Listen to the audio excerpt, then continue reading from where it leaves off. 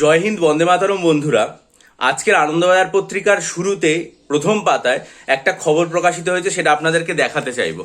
দেখে নিন, আজকে আনন্দবাজার পত্রিকায় এই খবরটা প্রকাশিত হয়েছে। মামলা প্রত্যাহারের সিদ্ধান্ত, ওবিসি শংসাপত্র নিয়ে। দেখে নিন একদম প্রথম পাতায় নিজস্ব সংবাদদাতা নয়াদিল্লি এবং কলকাতা থেকে রিপোর্টিং হয়েছে মামলা প্রত্যাহারের সিদ্ধান্ত, ওবিসি শংসাপত্রের বিষয়টা নিয়ে।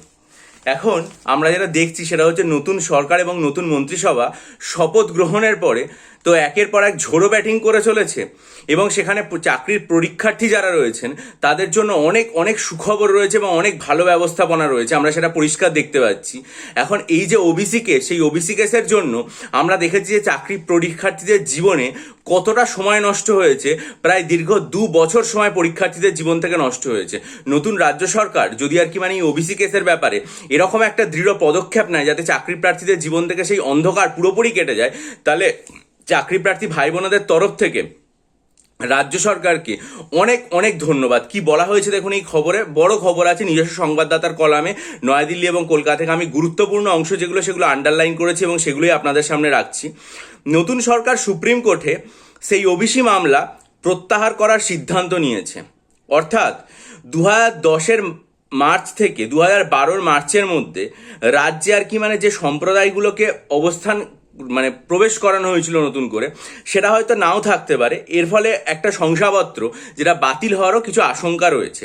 তারপরে সবচেয়ে গুরুত্বপূর্ণ কথা, ওবিসি সংক্রান্ত মামলা নিয়ে রাজ্য সরকারের আইনজীবী শ্রী কুণাল মিমানি সুপ্রিম কোর্টের রেজিস্ট্রারকে বৃহস্পতিবার চিঠি পাঠিয়ে রাজ্যের মামলা প্রত্যাহার করার কথা জানিয়েছেন। রাজ্যের অনুরোধ 2 বছর আগের দায়ের করা মামলা দ্রুত শুনানির জন্য তালিকাভুক্ত করা হোক, যাতে রাজ্যের অনুরোধ মেনে সুপ্রিম কোর্ট সেই মামলা প্রত্যাহারের অনুমতি দিতে পারে। আপনাদেরকে আরো একবার দেখিয়ে দিতে চাইবো ইম্পর্টেন্ট অংশগুলো, ঠিক আছে?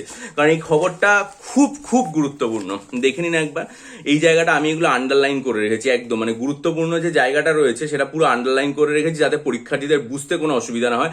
আর আজকের আনন্দবাজারের প্রথম পাতা এরকম একটা বৈপ্লবিক সিদ্ধান্তের কথা রাজ্য সরকারের তরফ থেকে হয়েছে, সিদ্ধান্ত নেওয়া হয়েছে বলে আনন্দ হয়। যদিও এটা সংক্রান্ত কোনো অফিসিয়াল নোটিফিকেশন আমি এখনো পর্যন্ত কোথাও দেখিনি এবং সেটা সম্ভব না যতক্ষণ পর্যন্ত না মামলাটা প্রত্যাহার না করার অনুমতি দেওয়া হচ্ছে বা সুপ্রিম কোর্টে এটা হচ্ছে। কিন্তু এটা আনন্দবাজারের প্রথম পাতা থেকে সত্যি আমার খুব ভালো লাগলো এবং এর জন্য রাজ্য সরকারকে অকুণ্ঠ প্রশংসা করতে হয় যে এই যে ওবিসি কে, সেটার জন্য পরীক্ষার্থীদের জীবনে 2023 সালের পর থেকে WBCS পরীক্ষা হয়নি এবং আটকে আছে।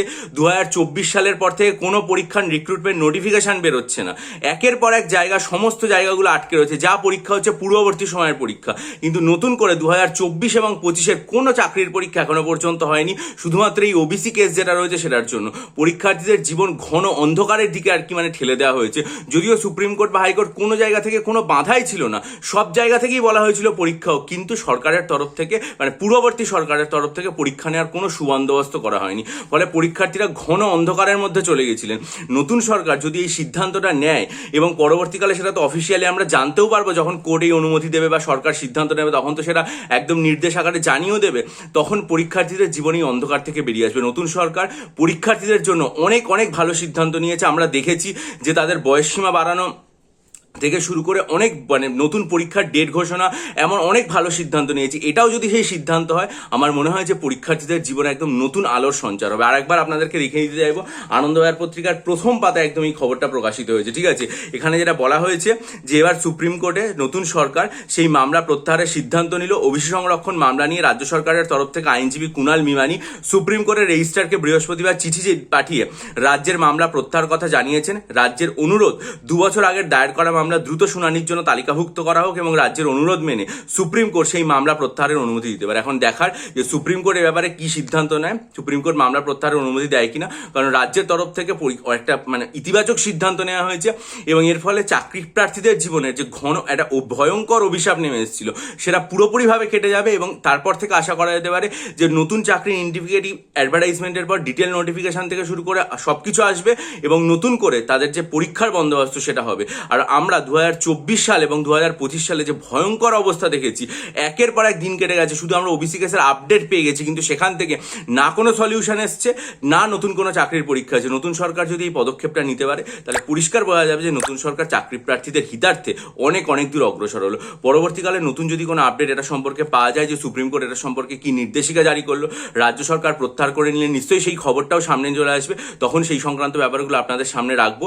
আজকের আনন্দবাজার পত্রিকার প্রথম পাতায় খবরটা দেখে খুব ভালো লাগলো এবং চাকরি প্রার্থী ভাই বোনদের জন্য আমার মনে হলো যে এটা শেয়ার করা দরকার, তাই আপনাদের সামনে শেয়ার করলাম। যদি ভিডিওটা ভালো লাগে লাইক করুন, বন্ধুদের মাঝে শেয়ার করুন, আপনাদের গুরুত্বপূর্ণ মতামত অবশ্যই দিন আমাকে। আর একটা জিনিস মনে রাখবেন, সেটা হচ্ছে যে আমি তো বলেছিলাম যে WBCS পরীক্ষার জন্য প্রিলিমস এবং মেন্সকে কেন্দ্র করে একটা কম্বাইন্ড ব্যাচ আমি চালু করবো, যেটা জেনারেল স্টাডিজ পুরোপুরি পড়ানো হবে।